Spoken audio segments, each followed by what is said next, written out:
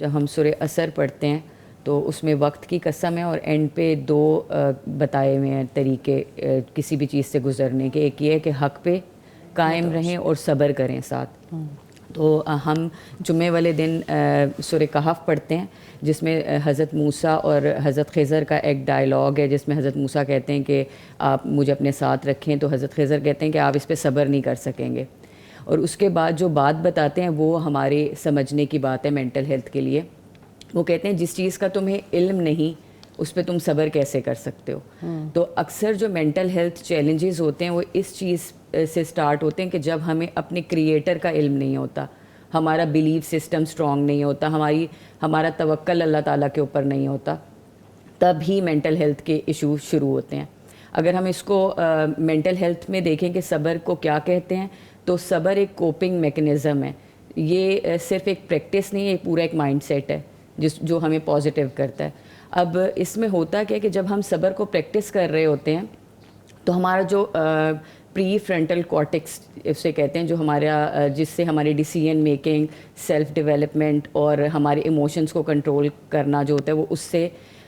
وہ ایکٹیویٹ ہوتا ہے صبر کرنے سے. اب پری فرنٹل کارٹیکس جو ہے وہ ہمارا فرنٹل لوب میں ہے. اس کی بھی قرآن میں آیت ہے کہ ان کو پیشانی کے بالوں سے گھسیٹ کے لے کے جایا جائے گا, کیونکہ یہیں سے اسی سے ہم اپنی ڈیسیژن میکنگ کر رہے ہیں, ہم اپنے ایموشنس کو کنٹرول کر رہے ہیں, ہم اپنے مائنڈ سیٹ کو چینلائز کر رہے ہیں, یا ہم پازیٹیوٹی کی طرف جاتے ہیں یا ہم نیگیٹیوٹی کی طرف جاتے ہیں. اب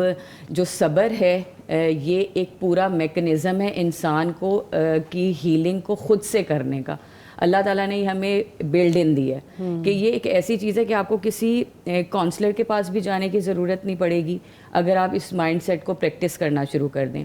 کیونکہ یہ آپ کو آٹومیٹکلی خود کوپ کرتا ہے. جس طرح لوگ کہتے ہیں کہ صبر تو ہمارے نبی کیا کرتے تھے, صحابہ کیا کرتے تھے, ہم کیسے کریں کیونکہ ان کا ایمان کا لیول اتنا زیادہ ہوا کرتا تھا. تو آنسر اسی میں ہے کہ جب آپ کا ٹرو پرپس کے ساتھ الائن ہوں گے آپ لوگ تو آٹومیٹکلی صبر کرنا آسان ہو جائے گا.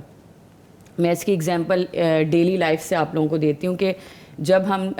آپ لوگ آج کل سفر کر رہے ہیں تو جب آپ کو پتہ ہے کہ آپ کی ڈیسٹینیشن جو ہے وہ لاہور سے اسلام آباد ہے, تو اس میں اگر آپ کی رستے میں گاڑی بھی خراب ہوتی ہے تو آپ صبر کریں گے کیونکہ پرپسفل آپ جا رہے ہیں, وہاں پر کوئی لیکچر دینا ہے یا وہاں کسی سے میٹنگ ہے, تو اس کے لیے آپ کو صبر کرنا مشکل نہیں لگے گا, چاہے آپ کو 3-4 گھنٹے کا ڈیلے بھی آ جائے. لیکن جب انسانوں کو ٹرو پرپس کا نہیں پتہ ہوگا کہ میں صبر کیوں کروں, کیونکہ at the end of the day مجھے جنت میں جانا ہے, اللہ سبحانہ و تعالیٰ کے سامنے حاضر ہونا ہے, تو پھر یہ چیزیں آسان ہوتی جائیں گی. اگر ہم صحابہ کی پریکٹس دیکھیں, نبیوں کی پریکٹس دیکھیں, تو ان کی لائف میں جو ہو رہا تھا وہ چیلنجز تو ہمیں فیس نہیں کرنے پڑتے کیونکہ ہمارے نبی صلی اللہ علیہ وآلہ وسلم کی دعائیں ہمارے ساتھ ہیں, تو ہمیں وہ چیلنجز فیس نہیں کرنے پڑتے. لیکن آج اگر ہم یہ دیکھیں کہ آج کل کے دور میں ہم نہیں کر سکتے, تو اس کی مثال غزہ ہے. وہاں پر کسی کا گھر نہیں ہے, کسی کے بچے نہیں ہیں, کسی کا باپ نہیں ہے, کسی کی ماں نہیں ہے, لیکن جو ٹرو پرپز ہے اس کے ساتھ الائن ہے, اللہ سبحانہ و تعالیٰ کے ساتھ الائن ہے, وہاں سے بلیف سسٹم بن رہا ہے, تو صبر کرنا آسان ہو گیا ان کے لیے. ہمارے لیے مشکل ہو جاتا ہے ان کو دیکھنا, اور ہم حیران ہوتے ہیں کہ وہ کیسے اس پوری سچویشن کے ساتھ کوپ کرتے ہیں. اب ہم دیکھتے ہیں کہ اس کو اگر ہم ان ڈیپتھ دیکھیں کہ ہمارے برین کیمیکلز میں کیا ہو رہا ہوتا ہے جب ہم صبر پریکٹس کرتے ہیں, اور صبر یہ نہیں ہے کہ ہم نے آج صبر کیا اور کل چھوڑ دیا, کیونکہ یہ ایک پورا مائنڈ سیٹ ہے اور اس کے لیے کنسسٹنسی کی ضرورت ہے. تو ہمارے جو پری فرنٹل لوب ہوتا ہے اور جو ہمارا اس میں یہ ہوتا ہے کہ جتنے بھی ڈیسیژن میکنگز ہم کر رہے ہیں اس وقت, ہم جو بھی ایموشنز ہم کنٹرول کر رہے ہیں وہ سارا یہیں سے ایکٹیویٹ ہو رہا ہے. اور جب ہم صبر کرتے ہیں تو ہم ری ایکٹیو موڈ سے ہٹ جاتے ہیں اور ہم رسپانسو موڈ میں آ جاتے ہیں. ری ایکٹیو موڈ وہ ہے جب ہم فائٹ اور فلائٹ موڈ پہ آ جاتے ہیں, جب ہمیں ایک دم ایگریشن ہونا, غصہ آنا, فیئر ہونا, اینکشیس ہونا, یہ سارے وہ موڈز ہیں جو ہم صبر نہیں کرتے تو آتے ہیں. لیکن جب ہم صبر کرتے ہیں تو ہم رسپانسو موڈ پہ آ جاتے ہیں, جس میں ہمارے جو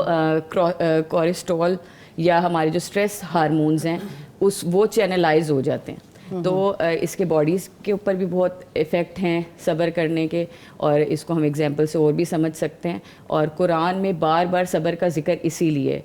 یہ آسان نہیں ہے. آسان اس صورت میں ہی ہے جو بلیور ہوگا.